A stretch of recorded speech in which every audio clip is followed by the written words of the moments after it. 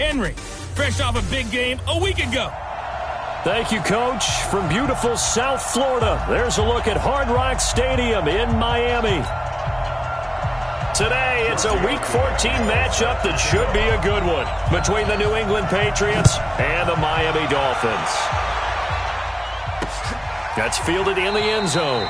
And he'll elect not to return this one, so they'll bring it out to the 25 on the touchback.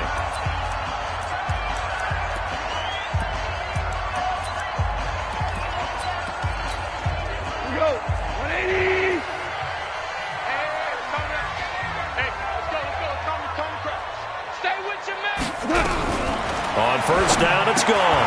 The connection here with Nelson Aguilar. And he's taken down, but able to slip across the 35. A Miami first down, that one going for a gain of 11.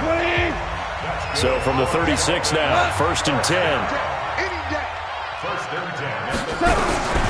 Out of the gun, Goff.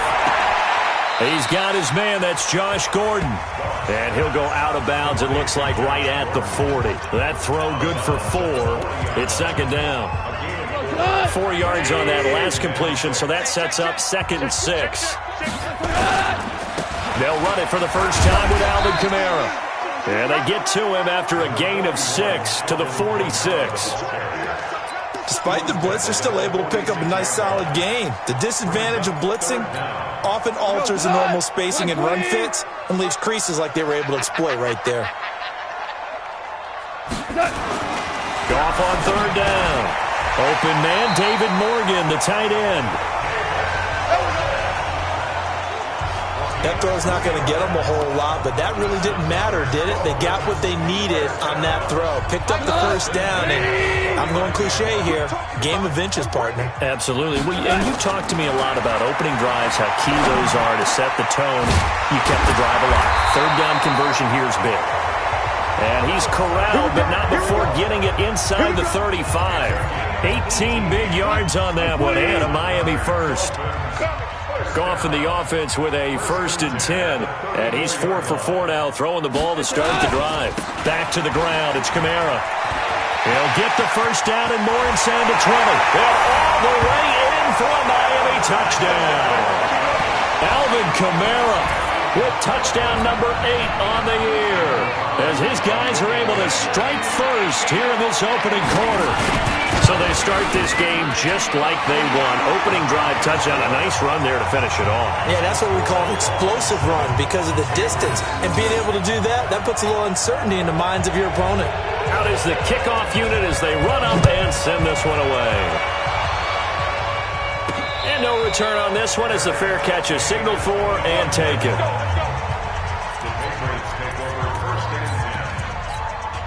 Ready!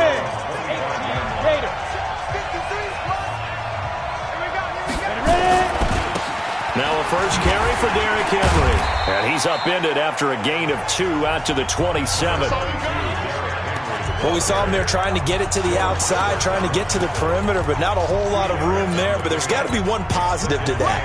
If you keep moving laterally, creases tend to develop as the game moves on, and they can run it back inside later. From the 27, Locke. He's got his target. It's the tight end, Tyler Higbee. And he'll get it up near the 35, right at the 34 here. The reception good for 7. It's third down.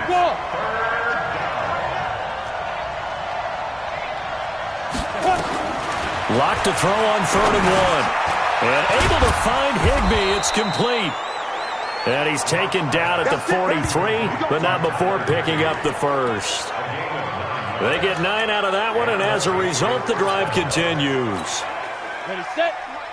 53 is the mark. And let's get this, Let's go, let's go.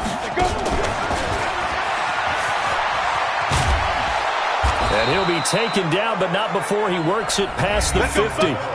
That goes as a gain of 11 and a Patriot first down. These are his numbers from last week's contest. 8 catches, 90 yards. And they think they have a matchup advantage in this one. They're going to try and find some space for him to work and make sure he touches the football. Derrick Henry. He'll get only a couple down to the 44. We've caught a lot of games, but we don't normally talk about inside linebackers being that fleet of foot, do we? No, he was able to get outside there to make that play. Yeah, and you know what makes them faster? Their ability to read plays, understand what offenses are trying to do, and put themselves in proper position. He'll buy some time right. On the run, he'll let it go deep, right sideline. And that's going to be incomplete. Good effort there, trying to take a shot, but it's third down. What I loved about meeting with these coaches before the game is we didn't even have to ask any questions. They told us that they were going to be aggressive and push the ball downfield. They weren't successful on that play, but look for them to try it again later. So the failure to connect on second down, that leaves them staring up here at a 3rd and 8. They went with the dime look that time on defense, just flooded the field with defensive backs, blanketed everyone, took away all the passing angles, thus the incompletion. So here we go. The offense is going to stay out there. They're going for it on 4th and 8. Check. 53. Lock to throw for it on 4th. That'll be taken in there by...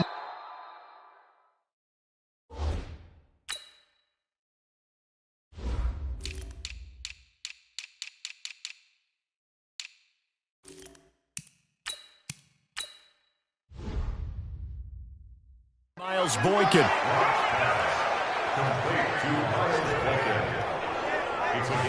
Well, peel back the curtain, partner. We've got a pretty good look into how they plan to play this game. Aggressive seems to be the word. Going for it on 4th down in that situation. Yeah, opening drive. Now, we know this coaching staff, they have traits of aggression in their history, but what a start to this game. They're going for it. Yeah, a lot of people might say reckless, but they got it. 1 for 1 on 4th down here early in the game. We've seen quite a bit of the short passing game here early on first quarter, haven't we? We have, and I think it works a couple of ways for this team because, number one, you throw the short game until they stop it. And if they're not going to stop it, you keep throwing it, and occasionally you'll break a tackle and turn into a bigger gain. Also, if they start to creep up, start to pressure receivers, now you go over the top, take it deep, and now you get some of those big shots downfield.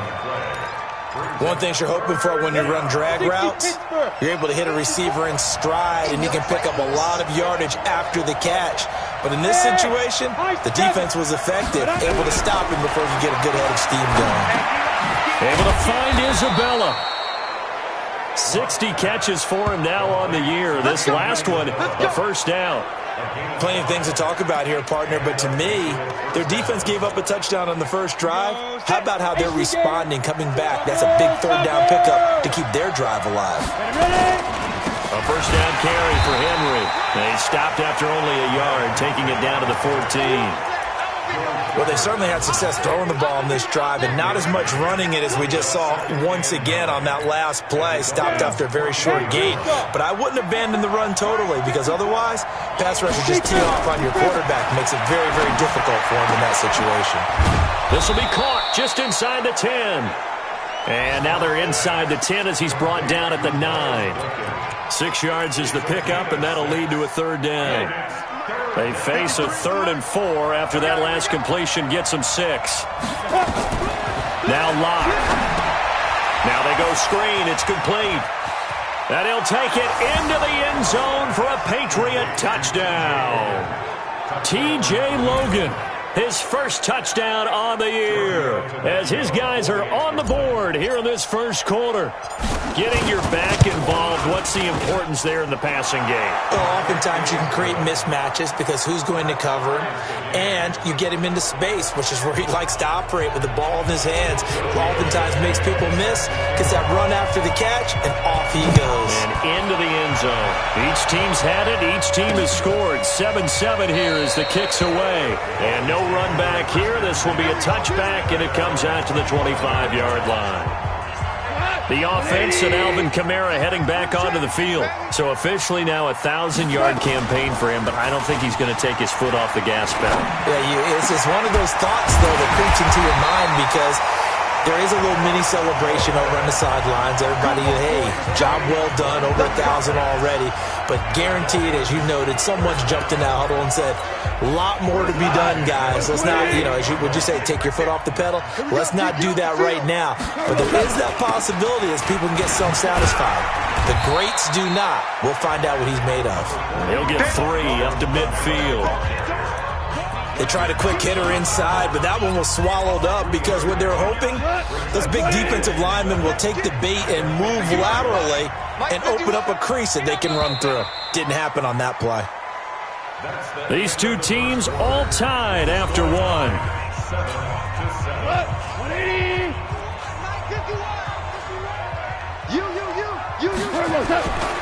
On second down, Kamara. And Kamara has it stripped, and it's picked up by the Patriots. And they will set up shop at their own 46-yard line. The psychology of the game never ceases to amaze me because you would think there would never be a fumble.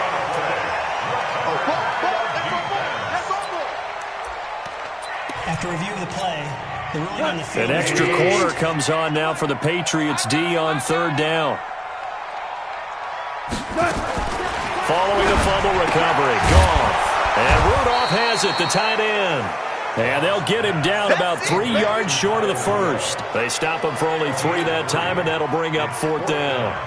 So much about offense is what you call hidden yardage. You know, you throw the ball to someone, they catch it, and then they can make a big play. You know, they create a play, run after catch.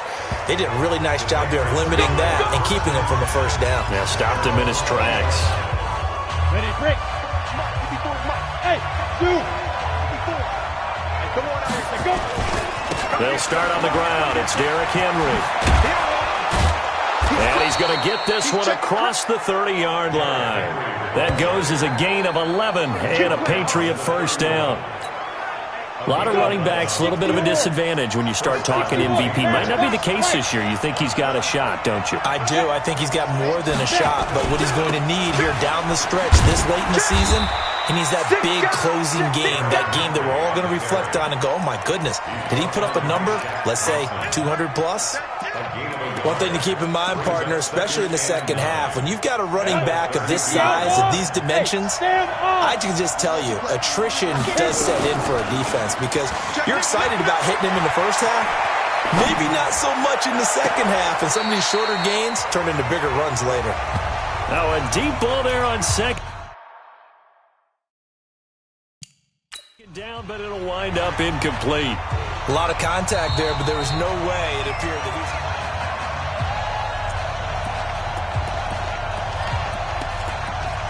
After review of the play, the ruling on the field. Well, he challenged the play. It did not pay off. And that means he lost a timeout in that challenge. And as a coach, you hate that. Don't know if you took the advice of the player, you threw it yourself, but it didn't go your way. At the end of the day, it all comes back to the head coach. He has the final determination on whether to actually challenge the play or not. In this case, it didn't pay off for him. And that's got to be so heartbreaking. You throw that flag, you probably feel really confident, and then all of a sudden, boom, you lose the challenge. Yeah, when you take a look at it, you're throwing that flag because you believe you're going to be right. And when it comes back the other way, you have to regroup.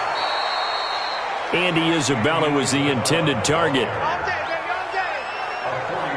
Well, hello. I mean, it took him a while to get him a rep, but that's quite an introduction to this game. And not just hello. How about...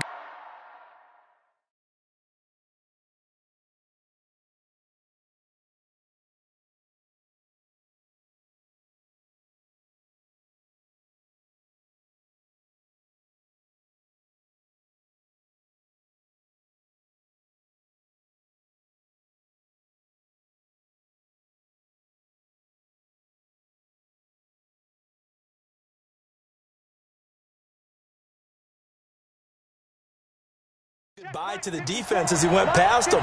Big-time run on his first carry of the game. They'll run on first down. It's Henry. And he'll take this one down near the 15. Give him maybe a yard. Quite the opposite from the previous big gainer. And the big fella stuffed that one up in a big way.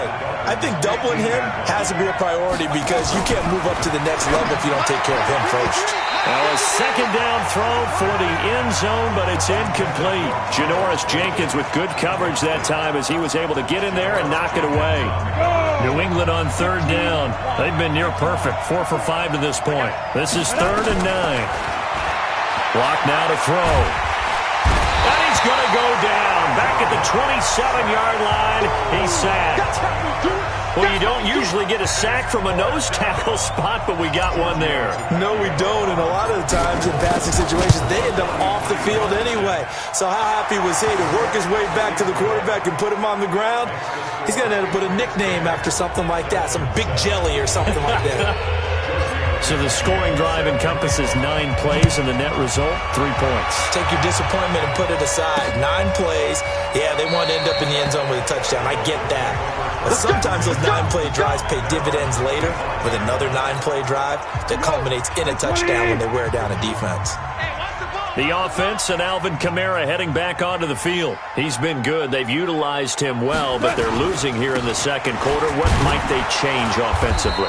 I think that what you try and do is expand how you get the ball to him a little bit. Get him out in open space, maybe swing the ball to him. What's that they used to call it in the West Coast offense, the long handoff? Yeah. Serve as your running play that way, as well as continue to feed him the football. Some of these runs now may pop bigger later in the game because of the effects of running it. Sometimes people after a while, they don't want to tackle him anymore, or they get tired, or they get out of position, or he runs through tackles. Continue to feed him the ball. He's having that kind of game. Yeah, might they get him the ball in some space in some different ways here. So the line of scrimmage moves all the way across the 50 now as they come up 1st and 10. A shotgun snap for goal. And this one hauled in by Rudolph. And they go backwards here, losing yardage back at the 48-yard line. That'll set them back with a loss of 3 on the play. And that'll make this a 2nd and 13.